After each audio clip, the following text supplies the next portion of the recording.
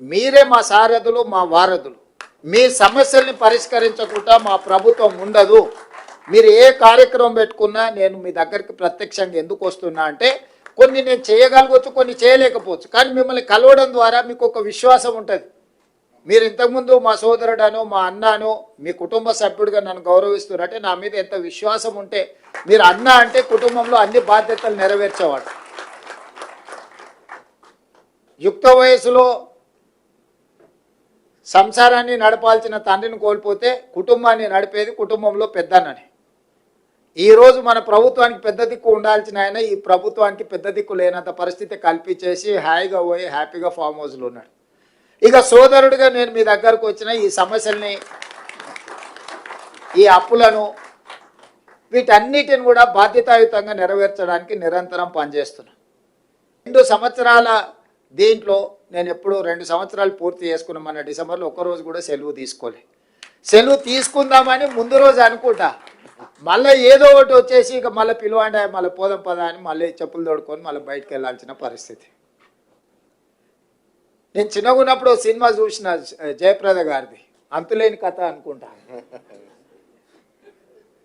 ఆవిడ పెళ్లి చేసుకుందాం అనుకుంటుంది, లోపల చెల్లెలు పెళ్లి వస్తుంది, కుటుంబ సభ్యులు, తల్లి ఆరోగ్యం, ఇట్లా జీవితకాలం ఆవిడ కష్టపడుకుంటూనే పోతుంటుంది. చివరికి కూడా తన జీవితంలో తన ఆనందం ఏం లేకుండా మళ్ళీ కుటుంబం కోసమే మళ్ళీ బయలుదేరుతుంది.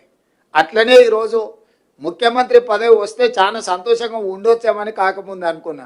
ఇప్పుడు ఇంకా బాధ్యత పెరిగింది, నాకు బరువు పెరిగింది. అంతకుముందు పార్టీ అధ్యక్షుడిగా 12 గంటలు పనిచేస్తే సరిపోయేది, ఇప్పుడు 18 గంటలు పనిచేసినా కూడా సరిపోవడం లేదు. ఇది సంతృప్తినిచ్చే బాధ్యత. ఇది నేను బరువుగా చూడట్లేదు, బాధ్యతగా చూస్తున్నా.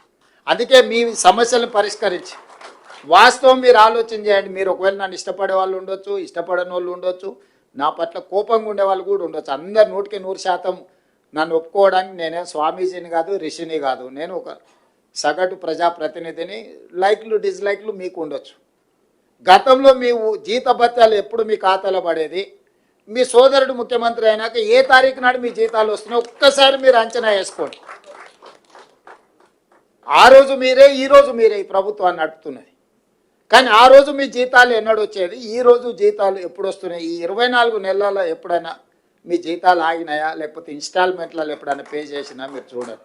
మీ డిఏలలో కూడా 3 డిఏలు ఇచ్చినా ఇవాళ పొద్దున్నే పిలిచి డైరీ ఆవిష్కరణ ఉందంటే తప్పకుండా శ్రీనివాసరావు ఇదేదో పెడతాడు పీఠముడే అని డిఏకి సంతకం పెట్టి, ఫైల్ మీద సంతకం పెట్టి శేషాద్రి గారికి ఇచ్చి,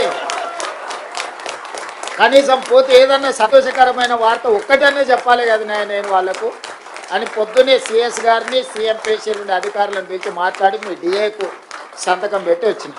మీకు డైరీ ఆవిష్కరణే అనుకోవచ్చు మీరు, కానీ నాకు ఏదో ఒక్కటైనా కనీసం మీ దగ్గరకు వచ్చేటప్పుడు, ఇప్పుడు మనం కుటుంబ సభ్యులు పట్నం పోయో లేకపోతే విదేశాలు పోయో వాపసు వచ్చేటప్పుడు మనం ఎంత శ్రీమంతులు అయినా మాకేమైనా తెచ్చిండా లేదా అని చూస్తుంటాం, అవునా?